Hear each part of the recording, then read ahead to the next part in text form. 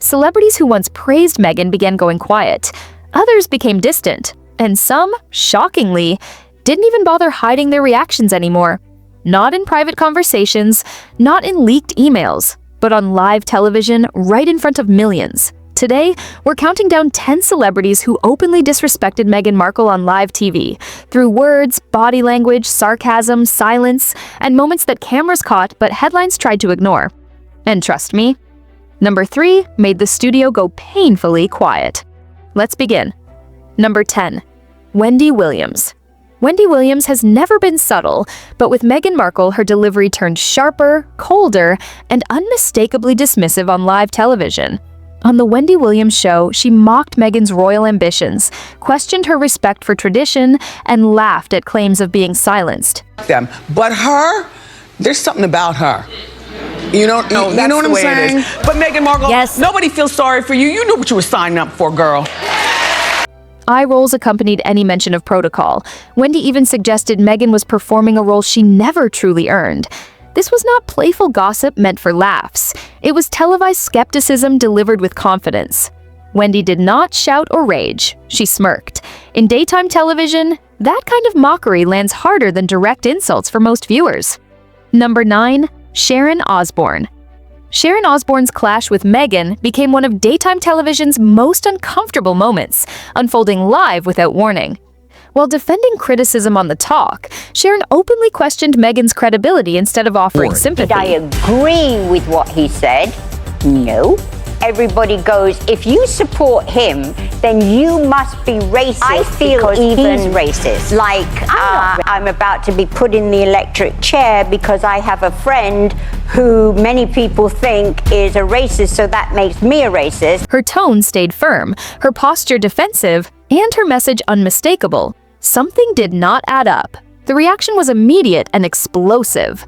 Sharon lost her job, the panel fractured, and viewers learned how risky it had become to challenge Meghan publicly. Sharon did not retreat because she felt wrong.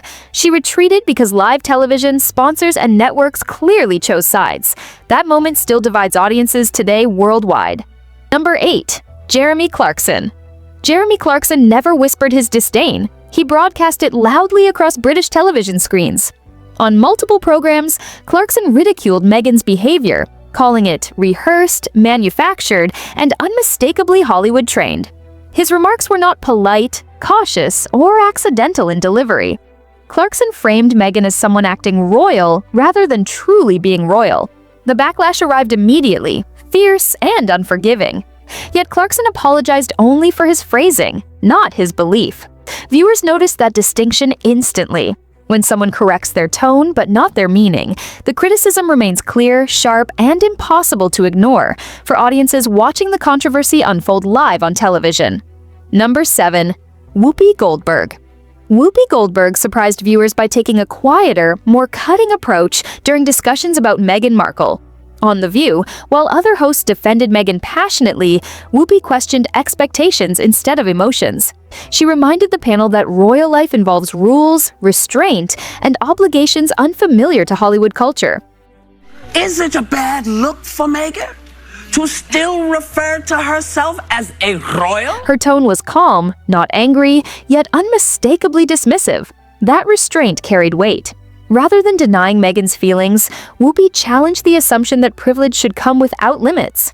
Live on air, that subtle distinction shifted the conversation, signaling that sympathy did not automatically cancel accountability for many viewers watching closely worldwide that night. Number 6. Piers Morgan. Piers Morgan did not merely criticize Meghan Markle, he ignited one of television's most explosive moments. After the Oprah Winfrey interview, he appeared on Good Morning Britain and declared he did not believe Meghan at all. Not parts, not details, everything. His co-host walked off set, the studio fell silent, and tension filled the air instantly. Within days, Piers was gone from the show. That moment became legendary because audiences watched a broadcaster voice forbidden skepticism live, then pay the professional price in real time. Few media confrontations have reshaped careers so abruptly, ever on modern British television history permanently.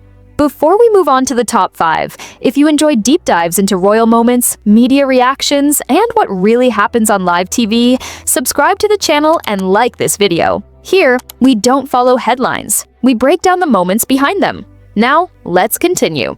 Number 5. Joan Rivers. Before Meghan married Prince Harry, Joan Rivers noticed warning signs others ignored completely. In one of her final televised interviews, Joan bluntly said Meghan seemed controlling and unsuitable for royal life. She did not soften the criticism or mask it with politeness. She laughed openly, turning concern into comedy. That laughter lingered long after her passing. As years unfolded, viewers revisited the clip and felt uneasy. Joan's remarks suddenly felt prophetic rather than cruel. Sometimes truth arrives disguised as humor, delivered lightly, dismissed quickly, and remembered only later.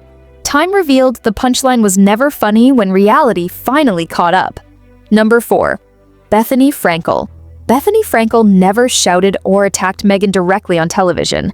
Instead, she raised eyebrows and asked uncomfortable questions during live interviews.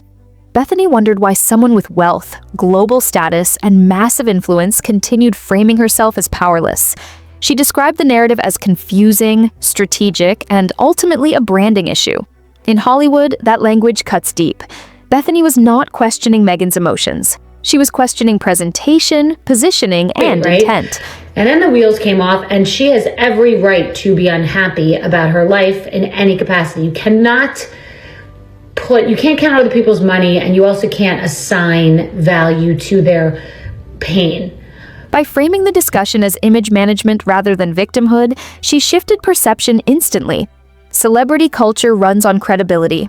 Once image cracks publicly, sympathy fades fast, regardless of personal feelings watching closely. Number 3. Oprah Winfrey. Oprah Winfrey's shift was quiet, subtle, and impossible to miss. After initially amplifying Meghan's story, viewers noticed Oprah slowly stepping back during later appearances.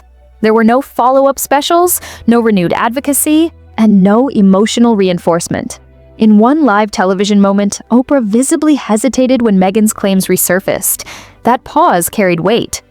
Oprah is known for conviction when she believes. When she supports someone, she champions them publicly. When doubts appear, she retreats carefully. The absence spoke loudly. In media, silence from Oprah often signals uncertainty. And uncertainty, once visible, spreads faster than criticism ever could across global audiences. Number 2. Stephen Colbert. Stephen Colbert's tone shifted, and audiences sensed it immediately. During The Late Show, his monologues moved from playful support toward sharper sarcasm aimed at Meghan and Harry's media behavior. But also Meghan and Harry, who have dragged Britain into what some are calling Megxit, but that I call Harabdication. Colbert joked about contradictions, timing, and so-called privacy tours. The laughter sounded different. It was not warm or protective, it was edged with skepticism. Late-night comedy often reflects public mood before headlines catch up. When jokes stop cushioning celebrities and start questioning motives, the cultural tide has already turned. Colbert did not attack directly, he let humor do the work, and viewers understood the message clearly without explanation afterward. Number 1. Tom Bower. Tom Bower's appearance was not entertainment, but exposure delivered calmly on live television. Without raising his voice, he dismantled Meghan's public image using timelines, documented behavior, and factual contradictions. There were no insults, no theatrics, and no emotional framing. Hosts attempted to move on, yet Bower continued methodically. Viewers watched as narrative certainty weakened under structured scrutiny. This was not mockery meant for laughs. It was refusal to participate in reverence. By declining to play along, Bower shifted the power dynamic completely. In media culture, that refusal is devastating. When the story no longer controls the room, credibility collapses fast. So what does this all mean? Here's the uncomfortable truth. Meghan Markle didn't lose celebrity support because of tabloids. She didn't lose it because of racism alone. And she didn't lose it because she spoke her truth. She lost it because Hollywood protects stability. And once someone becomes unpredictable, once narratives conflict, once stories stop aligning, support quietly disappears. Some celebrities mocked her, some questioned her, some walked away in silence, but all of them revealed something important. When cameras are live and reactions are real, you can't hide discomfort. And Meghan Markle has become one of the most uncomfortable figures in modern celebrity culture. If you noticed these moments before anyone else, If you've seen the shift happening in real time, like the video, subscribe for more celebrity deep dives and comment below which moment shocked you the most, because sometimes the truth doesn't shout. It shows up on live TV and lets the silence speak.